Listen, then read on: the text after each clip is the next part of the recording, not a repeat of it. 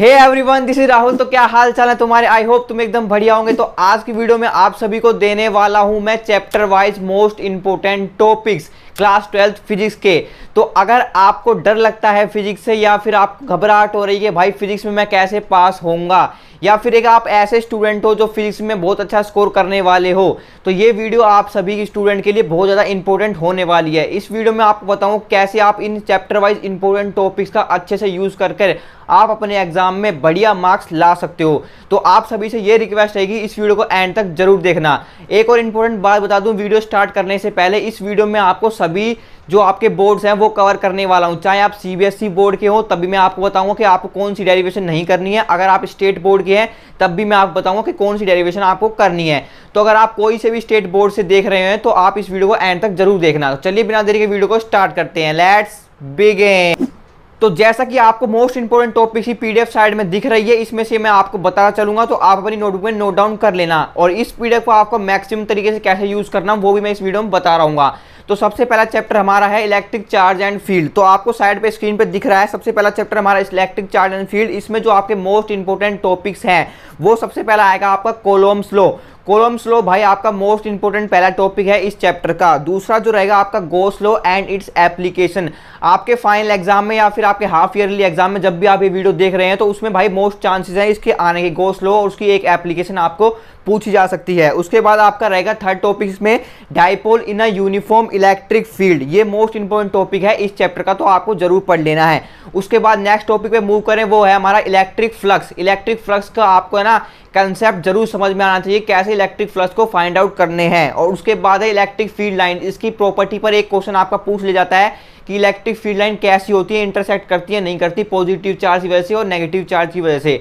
तो आपको electric field line की प्रॉपर्टी जरूर पढ़ लेनी है। उसके बाद रहेगा आपका electric field due to dipole. Stable और अनस्टेबल की कंडीशन पूछ लेता है इसमें एक या दो मार्क्स में, तो आपको जरूर पढ़ के जाना है कि इलेक्ट्रिक फील्ड डाइपोल पे कैसे निकालते हैं। अब आ जाते हैं नेक्स्ट चैप्टर, वो है हमारा इलेक्ट्रिक पोटेंशियल एंड कैपेसिटेंस। इसमें आपके कौन कौन से इंपॉर्टेंट टॉपिक्स हैं वो मैं आपको बताता हूं।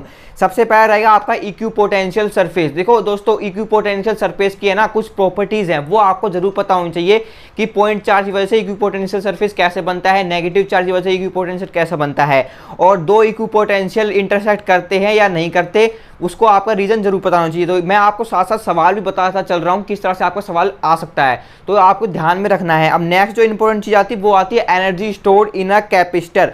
अब देखो पीडीएफ में आपको दिख रही होगी ब्रैकेट में लिख रखा है नो डेरिवेशन। अगर आप सीबीएसई के स्टूडेंट हैं तो आपको डेरिवेशन बिल्कुल भी नहीं करनी है, सिर्फ आपको रिजल्ट याद रखना है और कंसेप्ट पढ़ लेना है। अगर आप स्टेट बोर्ड के बच्चे देख रहे हैं तो भाई आपको डेरिवेशन जरूर करनी है। ज्यादा बड़ी डेरिवेशन नहीं है, छोटी सी डेरिवेशन है, मुश्किल से मुश्किल आधे पेज में आपको आ जाएगी। बस आपको मेन चीज क्या रखनी है, उसका कंसेप्ट समझना है, ठीक है। अब बात करते हैं नेक्स्ट टॉपिक है, वो है parallel plate capacitor. Parallel plate capacitor काफी इंपॉर्टेंट टॉपिक्स है। तो आपको कैपेसिटेंस कैसे निकालते हैं, वोल्टेज कैसे निकालते हैं, और इसमें जो आपका नेक्स्ट टॉपिक भी वही लिख रखा है मैंने, effect of dielectric on capacitance. Dielectric को प्लेस कर देते हैं दो प्लेट के बीच में तो क्या इफेक्ट पड़ता है, पोटेंशियल पे क्या इफेक्ट पड़ता है, इलेक्ट्रिक फील्ड पे क्या इफेक्ट पड़ता है, और पोटेंशियल एनर्जी पे क्या इफेक्ट पड़ता है। अगर आप ने ये चैप्टर पढ़ा है अच्छे से तो आप रिलेट कर पा रहे होंगे कि मैं क्या कहना चाह रहा हूं। देखो इसमें ना गलती से लिख दिया है potential energy of system of charges, इसमें है, इसमें जो potential energy of system of charges उसका आपको फॉर्मूला ही पता होना चाहिए। ये इतना इंपॉर्टेंट नहीं है, सिंपल आपको फॉर्मूला जो आपका पोटेंशियल निकालते हैं दो चार्जेस के बीच में KQ1 Q2 अपॉन R,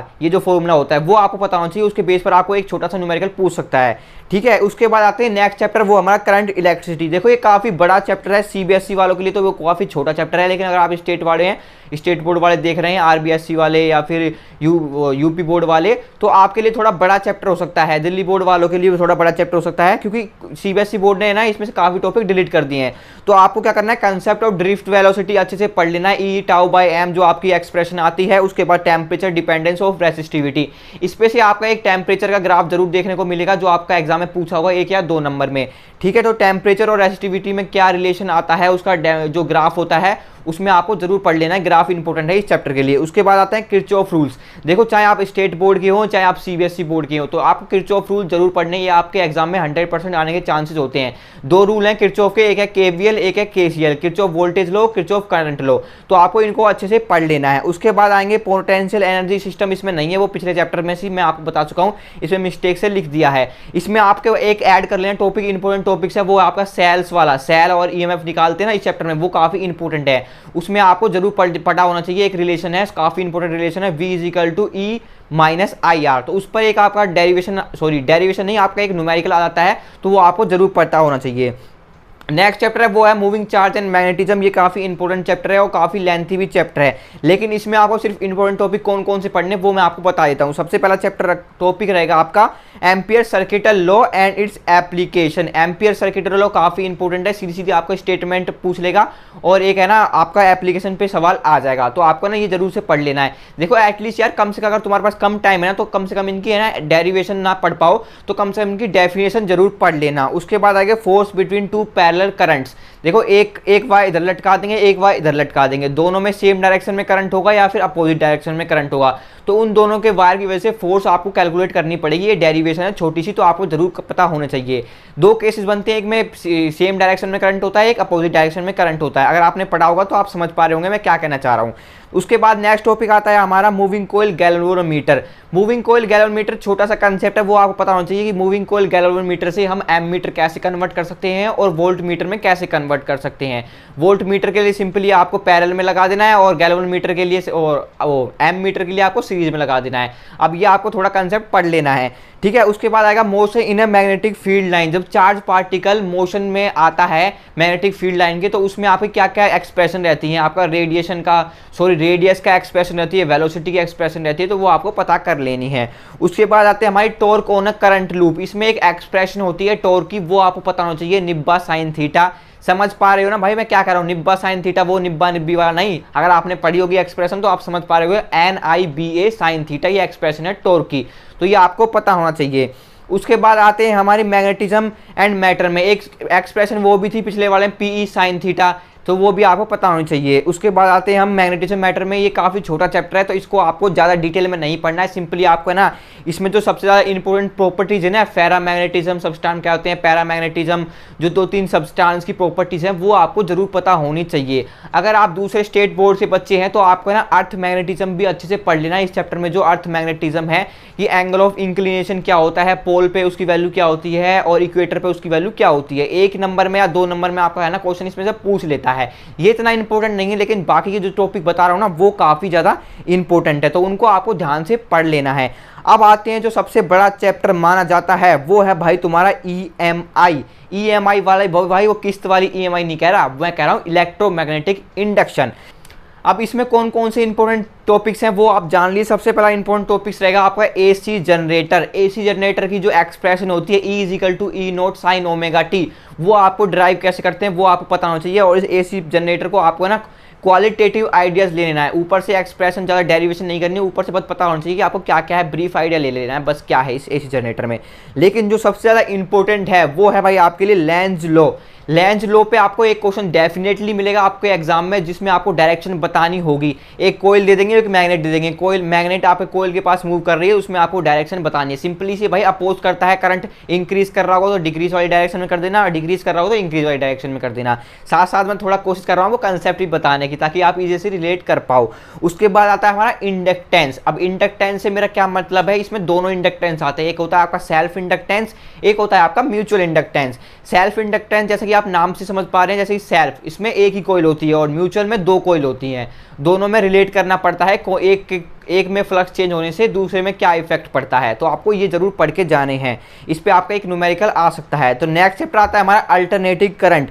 तो इसमें आपका सबसे पहला टॉपिक आता है power in a AC circuit में, पावर कैसे ड्राइव करते हैं वो आपको पता होना चाहिए। उसके बाद आता है सीरीज LCR सर्किट। इस चैप्टर के लिए सबसे ज़्यादा इंपॉर्टेंट टॉपिक यही माना जाता है, LCR सर्किट जो सीरीज में लगा होता है वो आपको ड्राइव करना आना चाहिए। फेज डिफरेंस आपको पता होना चाहिए, किस में ज़्यादा किस में लैग करता है और किस में लीड करता है, ये आपको जरूर पता होना चाहिए। उसके बाद आते हैं रेजोनेंस सर्किट। रेजोनेंस सर्किट की एक कंडीशन होती है कि जो आपका फाइनल इंपीडेंस होता है वो रेजिस्टेंस के बराबर होता है, XL माइनस XC 0 हो जाते हैं। अगर आपने ये चैप्टर पढ़ा है तो आप रिलेट कर पा रहे हैं कि मैं क्या कह रहा हूँ, XL और माइनस XC 0 हो जाते हैं, तो आपका जो फाइनल इंपीडेंस है वो Z इक्वल टू R आता है, वही आपकी रेजोनेंस की कंडीशन होती है।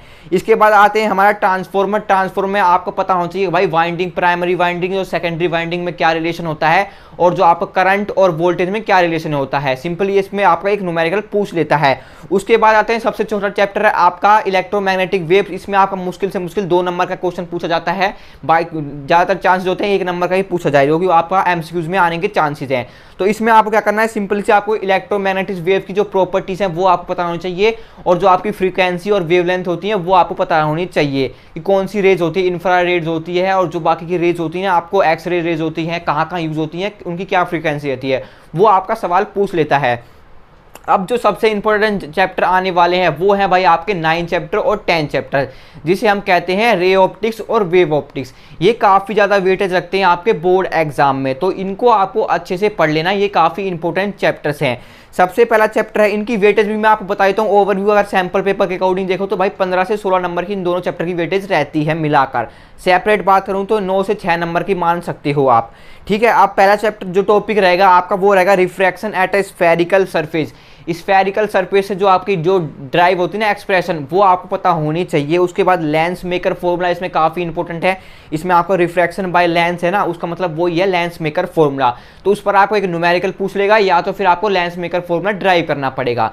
उसके बाद आता है हमारा रिफ्रैक्शन थ्रू अ प्रिज्म। ये काफ़ी इंपॉर्टेंट है, एंगल ऑफ डेविएशन वाला कंसेप्ट आता है इस ऑप्टिकल इंस्ट्रूमेंट। ऑप्टिकल इंस्ट्रूमेंट में आपके 2 टॉपिक आते हैं, एक है कंपाउंड माइक्रोस्कोप और एक है टेलीस्कोप। तो इसके आपको ना डायग्राम जरूर बनाना चाहिए, सीधा सीधा आपका ना 5 नंबर का सवाल आ जाता है। इसकी जो आपकी मैग्नीफाइंग पावर होती है ना वो आपको पता होनी चाहिए। ये काफ़ी इंपॉर्टेंट है इस चैप्टर के लिए, और इसकी वेटेज भी काफ़ी ज़्यादा है, तो आपको ना अच्छे से पढ़ लेना है। उसके बाद आता है TIR, जिसे हम कहते हैं टोटल इंटरनल रिफ्लेक्शन। इसकी 3 एप्लीकेशन है, तो वो आपको पता होना चाहिए। MCQs में जो पिक्चर बेस्ड क्वेश्चन आते हैं ना वो उसमें आपको पूछ सकता है। देखो अगर आप CBSE के स्टूडेंट है ना, तो मैं आपको बता दूं कि आपको ना ज़्यादा फोकस करना है कंसेप्ट समझने पर। इस बार जो डेरिवेशन है और न्यूमेरिकल है उसकी वेटेज थोड़ी कम है, जो आपके कॉम्पिटेंसी बेस्ड क्वेश्चन रहेंगे ना उनकी वेटेज थोड़ी ज़्यादा है, जैसे कि मैंने आपको सैम्पल पेपर में बताया था। तो आपको ना कॉम्पिटेंसी बेस को थोड़ा ज़्यादा फोकस करना है। अब नेक्स्ट चैप्टर पे आते हैं, वो हमारा वेव ऑप्टिक्स। वेव ऑप्टिक्स में क्या करना है, रिफ्रैक्शन और रिफ्लेक्शन समझना है आपको हाइगन प्रिंसिपल्स के थ्रू। तो हाइगन प्रिंसिपल को आपको ना जो आपका रिफ्लेक्शन और रिफ्लेक्शन है उसको आपको अच्छे से समझ लेना है, जो प्रूफ है। देखो अब जो सबसे इंपॉर्टेंट टॉपिक्स था ना, जो सबसे बड़ा काम था आपका, वो हटा दिया है CBSE ने। YDSC नहीं हटाया है, उसकी जो डेरिवेशन थी ना फ्रिंज बिट की, जो डेरिवेशन निकालते थे बड़ी सी, उसको हटा दिया है। तो आपको YDSC का कंसेप्ट समझ लेना है। मैक्सिमम मिनिमा की पोजीशन कैसे फाइंड आउट करते हैं, मिनिमा के केस में क्या रहती है, मैक्सिमम के केस में क्या रहती है, तो वो आपको पढ़ लेना है। डेरिवेशन हटा दिया। अगर आप स्टेट बोर्ड के हैं तो आप जरूर चेक कर लेना है आपके में डेरिवेशन है या नहीं। अगर आपके सिलेबस में क्वालिटेटिव आइडियाज लिखा है तो इसका मतलब डेरिवेशन हट चुकी है, अगर पूरा लिखा है तो आपको डेरिवेशन भी करनी पड़ेगी। अब नेक्स्ट टॉपिक आता है वो है diffraction. Diffraction through a single slit, कि थ्रू डायफ्रैक्शन में उल्टा होता है इंटरफेरेंस से, तो आपको सिर्फ उससे रिलेट कर लेना है। जहाँ मैक्सिमा होता है डायफ्रैक्शन में वहाँ मिनिमा होता है, जहाँ मिनिमा होता है वहाँ मैक्सिमा होता है। सिंपल यही है इसमें डिफरेंस। उसके बाद हम मूव ऑन करते हैं, वो है भाई आपका dual nature of radiation and matter, chapter number 11। अब यहाँ से आपकी मॉडर्न फिजिक्स स्टार्ट होगी है, तो ध्यान सुनना, ये काफ़ी इंपॉर्टेंट है, इसकी भी काफ़ी ज़्यादा वेटेज है। सबसे रहेगा आपका एक्सपेरिमेंटल स्टडी करनी है आपको फोटो इलेक्ट्रिक इफेक्ट ही, तो वो आपको अच्छे से पता होना चाहिए। फोटो इलेक्ट्रिक इफेक्ट कैसे इमिशन ऑफ फोटोन्स होता है, सिंपली फोटोन की क्या एनर्जी होती है, फोटोन का मास क्या होता है, उस पर एक क्वेश्चन आ जाता है। नेक्स्ट जो टॉपिक आता है इस चैप्टर के लिए सबसे ज़्यादा इंपॉर्टेंट है आइंस्टीन फोटो इलेक्ट्रिक इक्वेशन, तो इसको आपको अच्छे से पढ़ लेना है। इस पर आपको एक न्यूमेरिकल देखने को जरूर मिलेगा 100%, और इस पर एक ग्राफ बेस्ड क्वेश्चन भी बनता है स्लोप निकालने वाला।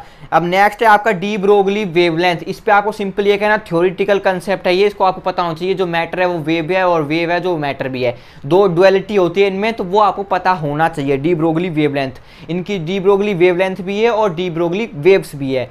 डी ब्रोगली वेवलेंथ का lambda is equal to h/p, simply वही वाला फॉर्मूले से आपको ना एक क्वेश्चन पूछ लेगा। उससे काफ़ी एक्सप्रेशन है इलेक्ट्रॉन की टर्म में, काइनेटिक एनर्जी की टर्म में, तो उनको आपको पता कर लेना है। नेक्स्ट जो चैप्टर है वो है भाई एटम्स। इसमें आपको ज़्यादातर एक्सप्रेशन है, डेरिवेशन है, तो इनको आपको सबसे पहला जो टॉपिक रहेगा वो है bore atom. Atom hydrogen atom है ना, बोर मॉडल आपको जरूर पढ़ लेना है। उसमें एक्सप्रेशन निकालनी है बोर रेडियस की, वो आपको जरूर पता होना चाहिए। वेलोसिटी की एक्सप्रेशन भी पता होना चाहिए, स्पीड कैसे कितनी होती है। Line spectra of hydro spectrum वो मैंने बता दिया। पास्टन बार्मर सीरीज जो होती है वो 5 सीरीज है, उनको आपको पता होना चाहिए कैसे निकालते हैं। उसके बाद है अल्फा स्कैटरिंग पार्टिकल, वही चीज़ बताई है मैंने, इसमें भी वही चीज़ है। रदरफोर्ड मॉडल आपको अच्छे से पता होना चाहिए कैसे कितने कितने पार्टिकल डिफ्लेक्ट करते हैं। Size of nucleus next chapter में आएगा हमारा, न्यूक्लियस चैप्टर में। नेक्स्ट जो चैप्टर आता है वो हमारा न्यूक्लियर। न्यूक्लियर में आपको सबसे पहला टॉपिक आता है न्यूक्लियर फिजन और न्यूक्लियर फ्यूजन। इन दोनों में डिफरेंस आपको पता होना चाहिए, क्या क्या डिफरेंस होता है। नेक्स्ट टॉपिक है आपका साइज ऑफ द न्यूक्लियस। इसमें आपकी डेंसिटी और साइज पूछ लेता है, कौन सी रेशियो पे डिपेंड करता है। 10⁻⁻15 का साइज होता है, 1 फर्मी इक्वल टू होता है इसका मतलब, तो वो आपको पता होना चाहिए। और कैसे इस पे ना एक क्वेश्चन आता है, एक रिलेशन है R is equal to R0 A⁻1/3, तो उस पर आपको ना साइज पूछ लेता है कि उसमें एक की साइज दे देगा, एक की बतानी पड़ेगी, तो आपको इस रिलेशन को याद रख लेना है। और दूसरा नेक्स्ट टॉपिक है इसमें न्यूक्लियर फोर्स। न्यूक्लियर फोर्स की क्या क्या प्रॉपर्टी है, शॉर्ट रेंज फोर्सेज होती है और क्या क्या प्रॉपर्टीज होती हैं, वो strong, very strong attractive forces होती है। ये कुछ प्रॉपर्टी है, एक एक नंबर में छोटे छोटे टॉपिक है, इसको आपको जरूर पढ़ लेना है। अब लास्ट चैप्टर आता है, वो काफी इंपॉर्टेंट चैप्टर है। इसकी जो वेट है आपके CBSE बोर्ड एग्जाम है वो है 7 मार्क्स की। तो 7 मार्क्स में आपको क्या क्या पूछ सकता है वो मैं आपको बताने वाला हूँ। सबसे पहला रहेगा आपका सेमीकंडक्टर डायोड। ये आपको बताना चाहिए डायोड कैसे बनता है, क्या सेमीकंडक्टर होते हैं। उसके बाद जो सबसे इंपॉर्टेंट टॉपिक है इसमें PN junction formation. PN junction कैसे फॉर्म होता है, उसमें बाइसिंग कैसे होती है, पी टाइप कैसे बनता है, एन टाइप कैसे बनता है, फॉरवर्ड बाइस क्या होती है और रिवर्स वाइज क्या होती है, ये आपको पता होना चाहिए। इसमें है ना काफ़ी IV कैरेक्टरिस्टिक होती है, उस पर एक न्यूमेरिकल बन जाता है। उसके बाद आता है लास्ट टॉपिक चैप्टर का, वो है डायोड एज अ रेक्टिफायर। अब डायोड एज अ रेक्टिफायर आपका 2 टाइप में डिवाइडेड है, हाफ वेव रेक्टिफायर और फुल वेव रेक्टिफायर।